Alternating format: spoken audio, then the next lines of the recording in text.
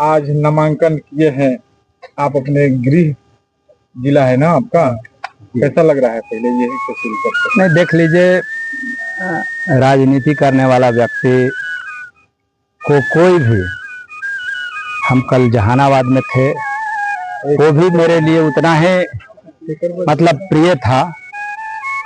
जरा सा भी मतलब हम अंतर नहीं समझते थे। और आज जिस मिट्टी में हम जन्म लिए, सही माने में मतलब सुखद अनुभूति होती है। और हम अंतर नहीं समझते हैं। और अभी आपने बोला कि भाई 5 साल के लिए, हम कल भी थे आपके साथ, आज भी हैं और आने वाले दिन में भी रहेंगे। क्या लगता है सर, जहानाबाद से आपका टिकट कटा, कहीं मलाल है आपका? नहीं, टिकट देख लीजिए, टिकट कटा नहीं है। पार्टी नेतृत्व के सामने बहुत तरह की समस्याएं होती है और उस पे मतलब सहानुभूति पूर्वक भाई लोग विचार करता है। हमको तो भाई अगर टिकट कट जाता तो हम घर में बैठते, हमको तो टिकट दिया गया और हम आज आप लोगों के बीच में नामांकन करके रूबरू हो रहे हैं, आप लोगों से बात कर रहे हैं। मैंने कहीं भी यहाँ भी कुछ दिक्कत हो रहा था, बड़ा लास्ट टर्म में टिकट मिला, क्या ऐसा लग रहा है? नहीं, दिक्कत नहीं हो रहा था। कुछ बातें होती है जो मतलब नेता और हमारे बीच में होता है, उसको हम लोग आपके सामने नहीं रख सकते हैं। लेकिन इतना जरूर है कि पार्टी नेतृत्व को मतलब विश्वास है हम पे, आस्था है, और हम भी जितना उनका है उससे 100 गुना ज़्यादा हमारा आस्था विश्वास है उन पे।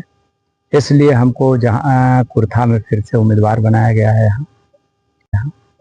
क्या लगता है सर, कोई अधूरा चीज रह गया है कुर्था के लिए, विकास करने के लिए, जो आप उसको टारगेट करके आए हैं और उसको पूरा करने की बात करें?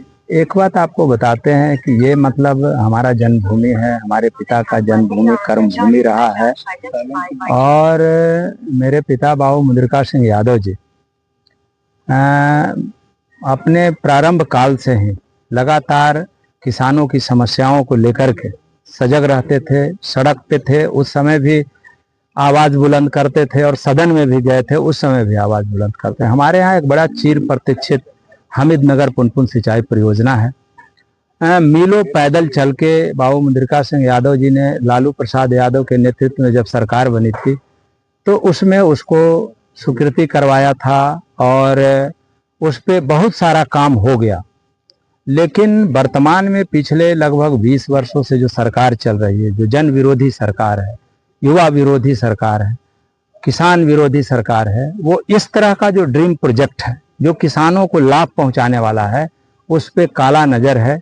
उसी के चलते आज वो महत्वाकांक्षी योजना जो हम लोग कल मध्य बिहार कहते थे, आज दक्षिण बिहार का सबसे बड़ा प्रोजेक्ट है, वो मतलब अधूरा पड़ा हुआ है। तो हम आपको देखे होंगे कि हम जब जहानाबाद के लोगों ने हमको सदन में भेजा था तो हम अपने पिताजी के अधूरे कार्यों को पूरा करने के लिए लगातार इस आवाज को सदन में चैंपियन करने का काम करते थे और उससे हम अलग नहीं होंगे। देख लीजिए, हमारे सामने कोई चैलेंज नहीं है। हमारे नेता आदरणीय तेजस्वी प्रसाद यादव जी एक विजन के साथ, एक मुद्दा के साथ चुनाव में आए हैं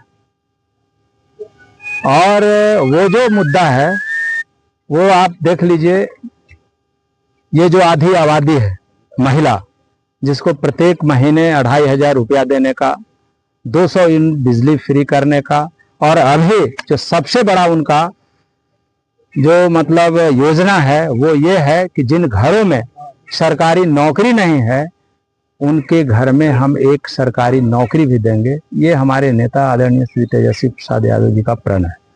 सर, यहाँ के केंद्रीय मंत्री रहता है कि हरामखोर वोटर का वोट नहीं चाहिए, केंद्रीय मंत्री का सही बयान। एक बात आपको बताते हैं कि जरा सा भी लोकतंत्र में, लोकतांत्रिक मूल्यों में जिस आदमी को विश्वास होगा या फिर क ख ज्ञान होगा, वो इस तरह का मतलब बयान नहीं दे सकता है।